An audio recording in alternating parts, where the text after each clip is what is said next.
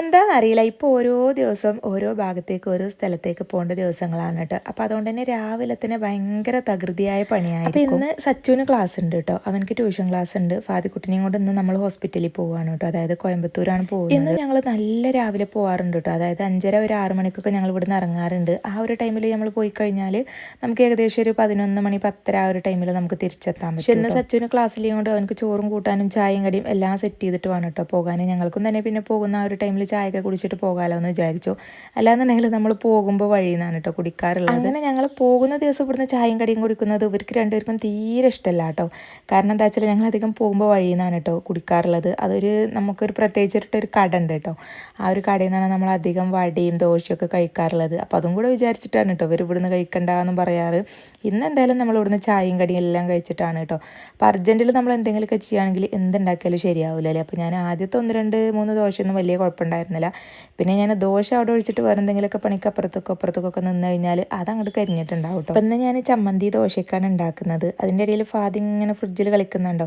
എത്ര അവനെ ദേഷ്യപ്പെട്ടിട്ട് ചീത്ത പറഞ്ഞാലും തല്ലിയാലും ഒന്നും ആ ഒരു സ്വഭാവത്തിന് മാറ്റില്ല കേട്ടോ. എപ്പോഴും അങ്ങനെ തന്നെ. പിന്നെ ഞാനൊരു ദിവസം നല്ല പോലെ കയ്യിന് കൊടുത്തിട്ടുണ്ടായിരുന്നു കേട്ടോ. ഇപ്പോൾ ചെറുതായിട്ടൊരു പേടിയൊക്കെ ഉണ്ട്. അങ്ങനെ സച്ചുവിന് ഞങ്ങൾ ചോറും കൂട്ടാനൊക്കെ ആക്കിയിട്ട് ചായയും കടിയൊക്കെ കൊടുത്തു. അവനെ സ്കൂളിലോട്ട് പറഞ്ഞയച്ചു. പിന്നെ ഞങ്ങൾ 3 കൂടെ ഇറങ്ങിയിട്ടുണ്ട് കേട്ടോ. ഇന്നാകുമ്പോൾ പോകുമ്പോൾ ഫാദിക്കുട്ടി ഒറ്റയ്ക്കാണ് ബേക്കിൽ. അങ്ങനെ ആകുമ്പോൾ അവനക്ക് വലിയൊരു സന്തോഷമൊന്നും ഉണ്ടാവാറില്ല കേട്ടോ. പക്ഷെ എന്നാൽ അവനക്ക് കുഴപ്പമില്ല.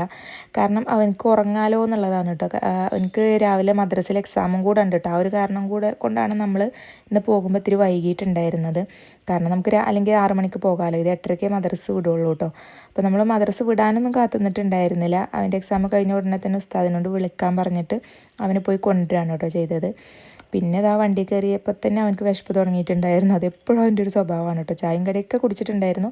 എന്നാലും പറഞ്ഞു വണ്ടി കയറിയപ്പോൾ എനിക്കിതാ വിശക്കുന്നു, ഞാൻ ഫുൾ അപ്പം കഴിച്ചിട്ടില്ല, അങ്ങനെ ഇങ്ങനെയെന്നൊക്കെ പറഞ്ഞു കേട്ടോ.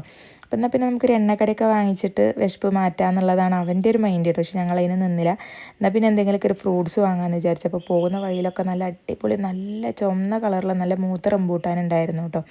അങ്ങനെ ഞങ്ങൾ റംബൂട്ടാൻ വാങ്ങുന്നത് പിന്നെ ഞങ്ങൾക്കും കഴിക്കാമല്ലോ എന്ന് വിചാരിച്ചു. അങ്ങനെ കുറച്ച് അധികം റംബൂട്ടാനൊക്കെ വാങ്ങിച്ചിട്ടുണ്ടായിരുന്നു. അതും കഴിച്ചിട്ട് അവന് സുഖമായി കാറിൽ കിടന്ന് ഉറങ്ങുകയാണ് കേട്ടോ. 2 തലേന്നും കൂടെ ഞങ്ങൾ എടുത്തിട്ടുണ്ടായിരുന്നു കേട്ടോ. കാരണം ഉറപ്പാണ് 5 മണിക്ക് നീച്ചതാണ് കേട്ടോ. ഇനി രാവിലെ അതായത് എക്സാം ഉള്ളതുകൊണ്ട് ഞങ്ങൾ രാവിലെ ഒന്നുകൂടെ പാഠങ്ങളും കാര്യങ്ങളൊക്കെ ഒന്ന് നോക്കാറുണ്ട്. അപ്പോൾ എനിക്ക് ഉറപ്പാണ് കേട്ടോ പോകുന്ന ടൈമിൽ അവൻ ഒറ്റക്കുമാണ്. അവനക്ക് നല്ലപോലെ ഉറക്കം വരും എന്നുള്ളതും. അപ്പോൾ ഞങ്ങൾ തലേന്ന് എക്സ്ട്രാ എടുത്തിട്ടുണ്ടായിരുന്നു കേട്ടോ. കണ്ടറിഞ്ഞിട്ട് തന്നെ എന്തായാലും അവനക്ക് സുഖമായിട്ട് ഉറങ്ങാമല്ലോ. ഇവിടുന്ന് അവിടെ എത്തുമ്പോൾ എന്തായാലും കുറച്ച് അധികം ടൈം ഉണ്ടാവും. അല്ലെങ്കിൽ പിന്നെ ഇങ്ങനെ അവൻ ഓരോന്നിനും വാശി പിടിച്ചിട്ട് ഇതായിട്ടൊക്കെ ഇങ്ങനെ നിൽക്കും കേട്ടോ. ഒറ്റയ്ക്കാവുകൊണ്ട് സച്ചുണ്ടെങ്കിൽ പിന്നെ അവർ രണ്ടാളും ഓരോ വണ്ടിൻ്റെ കാര്യങ്ങളും കാര്യങ്ങളൊക്കെ പറഞ്ഞിട്ട് ഇങ്ങനെ ഇരിക്കും കേട്ടോ. അങ്ങനെ ഏകദേശം ഞങ്ങളിങ്ങനെ പോയിക്കൊണ്ടിരിക്കുകയാണ്. ഏകദേശം അവിടെ എത്താനൊക്കെ ആയിട്ടുണ്ട് കേട്ടോ. അവിടെ എത്തുമ്പോൾ നമുക്ക് പ്രത്യേകമായിട്ട് കാണുന്നത് നമ്മളിവിടുത്തെ വീടും കാര്യങ്ങളൊന്നും അല്ല കേട്ടോ. ശരിക്കും ഇങ്ങനെ ചതുരക്കട്ട പോലെയുള്ള വീടുകളും കാര്യങ്ങളൊക്കെ ആയിരിക്കും. കാരണം അവിടെ മഴ ഇല്ലല്ലോ. അപ്പോൾ അതുകൊണ്ട് അവിടെ എങ്ങനത്തെ മോഡൽ വീട് വേണമെങ്കിലും അവർക്ക് ഉണ്ടാക്കാൻ പറ്റും കേട്ടോ. നമ്മളവിടെയല്ലേ ഷെയ്ഡും അങ്ങനത്തെ കാര്യങ്ങളൊക്കെ വെച്ചിട്ട് വീട് ഉണ്ടാക്കാൻ പറ്റുള്ളൂ. അങ്ങനെ ഏകദേശം ഈ ഒരു ഹൈവേൻ്റെ ഇവിടുത്തെ പണിയും കാര്യങ്ങളൊക്കെ ഏകദേശം തീർന്നിട്ടുണ്ട് കേട്ടോ. നമ്മൾ ആദ്യമൊക്കെ പോകുമ്പോൾ ഇതൊക്കെ പണി നടന്നുകൊണ്ടിരിക്കുകയായിരുന്നു. അപ്പോൾ നല്ല അടിപൊളി റോഡും കാര്യങ്ങളൊക്കെ ആയിട്ടുണ്ട് കേട്ടോ. വലിയ ബ്ലോക്കും കാര്യങ്ങളൊന്നും ഇല്ല. പിന്നെ കുറേ യൂട്ടേൺ ഉണ്ട്. അതൊക്കെ കഴിഞ്ഞിട്ട് നമുക്കിത് നമ്മുടെ അരവിന്ദ് ഹോസ്പിറ്റലിൽ എത്താൻ പറ്റുള്ളൂ. അങ്ങനെ ഫൈനലി നമ്മൾ അവിടെ എത്തിയിട്ടുണ്ട് കേട്ടോ. ഇന്ന് എന്തായാലും നല്ലപോലെ തിരക്കുണ്ടാവും. കാരണം ശനിയാഴ്ചയും വ്യാഴാഴ്ചയും തിങ്കളാഴ്ചയും അവിടെ ഭയങ്കര തിരക്കായിരിക്കും കേട്ടോ. ശനിയാഴ്ച സ്കൂളില്ലാത്ത കാരണമാണ് തിരക്കാവാൻ. വ്യാഴവും തിങ്കളും എന്താണെന്നറിയില്ല, അവിടെ ഭയങ്കര തിരക്കാണ് കേട്ടോ. നമ്മൾ ചെല്ലുമ്പോൾ തന്നെ അവർ പറയാറുണ്ട് ആ ഒരു ദിവസം നോക്കി വരരുത്, നല്ല തിരക്കായിരിക്കും എന്നുള്ളത്. കാരണം നമുക്ക് എല്ലാ ടെസ്റ്റും കൂടെ ചെയ്യാൻ പറ്റില്ല. എന്തായാലും പോയാലും 1-2 ടെസ്റ്റേ ചെയ്യാൻ പറ്റുള്ളൂ കേട്ടോ. നമുക്ക് കണ്ണിലിങ്ങനെ മരുന്ന് വെച്ചിട്ട് അരമണിക്കൂർ ഇരുന്നിട്ട് വേണം ഓരോ ടെസ്റ്റും സ്കാനിങ് ഒക്കെ ചെയ്യാനായിട്ട് കേട്ടോ. അങ്ങനെ അവിടെ പാർക്കിങ്ങൊക്കെ ഏകദേശം ഫുള്ളായിരുന്നു കേട്ടോ. അത്രയും തിരക്കുണ്ടായിരുന്നു ഇന്ന്. അപ്പോൾ ഇത് പഴയ ബിൽഡിംഗ് ആണ് കേട്ടോ. അതിലാണ് നമ്മൾ ഫുഡും കാര്യങ്ങളൊക്കെ കഴിക്കുന്നത്. അപ്പോൾ നമ്മൾ ചെന്ന ആ ഒരു ടൈമിന് ഉച്ചയായിട്ടുണ്ടായിരുന്നു കേട്ടോ. അപ്പോൾ നമ്മൾ ആദ്യം തന്നെ ഫുഡ് കഴിച്ചിട്ട് പിന്നെ ഡോക്ടറെ കാണിക്കാമെന്ന് വിചാരിച്ചു.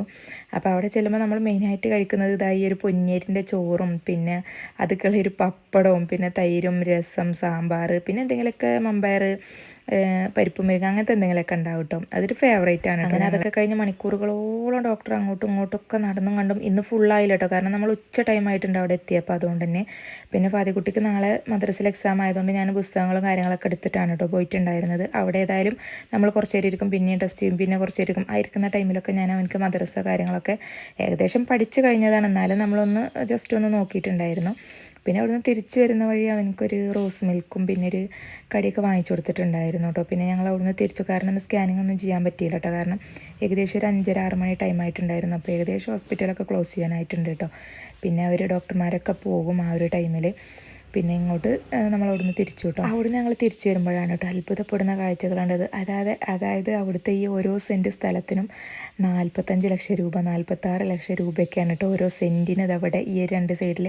എൻ്റെ വിചാരം ഇത് ഉള്ളേരിയല്ലേ, ഒരു കോളനി പോലെയല്ലേ, സെൻറ്റിന് ഒരു 60,000-70,000 ഒക്കെ ഉണ്ടാവും എന്നാണ് ഞാൻ വിചാരിച്ചത് കേട്ടോ. പക്ഷെ നമ്മളെ കണക്കൂട്ടലൊക്കെ ഭയങ്കര അപ്പുറത്താണ് കേട്ടോ വരുന്നത്. കാരണം അത്രയും ഇതാണ് കേട്ടോ. സ്ഥലത്തിനൊക്കെ നല്ല റേറ്റും കാര്യങ്ങളാണ്. അതായത് അവിടുത്തെ ടൗൺ ആണല്ലോ കോയമ്പത്തൂർ. സ്ഥലത്തിൻ്റെ റേറ്റും കാര്യങ്ങളൊക്കെ അവിടെ പക്ക പബ്ലിക്കാക്കിയിട്ട് എഴുതി വെച്ചിട്ടുണ്ട് കേട്ടോ. അതുകൊണ്ടാണ് നമുക്ക് മനസ്സിലായത്. അല്ലെങ്കിൽ ഇപ്പം നമ്മൾ അവിടെ ആരോടും ചോദിക്കാറ് ഇതിനൊന്നും നിൽക്കില്ല. പിന്നെ വരുന്ന വഴിക്ക് നമ്മൾ പൂള ചിപ്സ് കണ്ടിട്ടുണ്ടായിരുന്നു, അത് വാങ്ങാൻ ചെന്നപ്പോൾ അവിടെ എല്ലാ ആൾക്ക് ഭയങ്കര ഗമ. അപ്പോൾ നമ്മൾ അവിടെ നിന്നോട്ട് മാറിയിട്ട് പിന്നെ അതാ നമ്മൾ കോളിഫ്ലവർ പൊരിച്ചതും ലഡു പിന്നെ പാൽഗോവ ഇതൊക്കെ അങ്ങോട്ട് വാങ്ങിച്ചിട്ടോ. വരുന്ന വഴിക്ക് എന്തെങ്കിലുമൊക്കെ കഴിക്കണ്ടേന്ന് വിചാരിച്ചിട്ട്. അപ്പോഴേക്ക് രാത്രി ആയിട്ടുണ്ടായിരുന്നു കേട്ടോ. രാത്രിക്ക് ഇതാ ഈ ഒരു ഭാഗത്തൂടെ അങ്ങനെ പോരുകയാണെങ്കിൽ എന്ത് വൈബാണെന്നറിയാം. നമ്മൾ ശരിക്കും ഹോസ്പിറ്റലിൽ നിന്ന് പോരുന്നൊരു ഫീലല്ല കേട്ടോ, ശരിക്കും നമ്മളൊരു ട്രിപ്പ് പോയി വരുന്ന ആ ഒരു ഫീലാണിത് ഈ ഒരു സ്ഥലത്തെത്തുമ്പോൾ കേട്ടോ. കാരണം അത്രയും രസവും വൈബ് നല്ല രസമാണ് കേട്ടോ, ലൈറ്റുകൾ ഇങ്ങനെ ഫുള്ളായിട്ട് കാണാനായിട്ട്. പിന്നെയാണ് നമുക്ക് പണി കിട്ടിയത് എന്ന് പറഞ്ഞത് കേട്ടോ. കാരണം ഫുൾ ബ്ലോക്കായിരുന്നു കേട്ടോ. ഒരു 1.5 മണിക്കൂർ 2 മണിക്കൂർ നമ്മൾ ബ്ലോക്ക് പെട്ടിട്ടുണ്ടാവും. അതൊക്കെ കഴിഞ്ഞിട്ടാണ് എൻ്റെ അമ്മ ലാസ്റ്റ് നമ്മൾ തിരിച്ചത് കേട്ടോ. അത്രയും ബ്ലോക്ക് പെട്ടു എന്ന് പറഞ്ഞാൽ 2 വരി പാതയാണ് കേട്ടോ. അതായത് അവിടുന്ന് ഇങ്ങോട്ടും ഇവിടുന്ന് അങ്ങോട്ടും ഓരോന്നുള്ളൂ. അവിടെയാണ് 4 വരി വണ്ടി ഇട്ടിട്ട് പോകുന്നത് കേട്ടോ.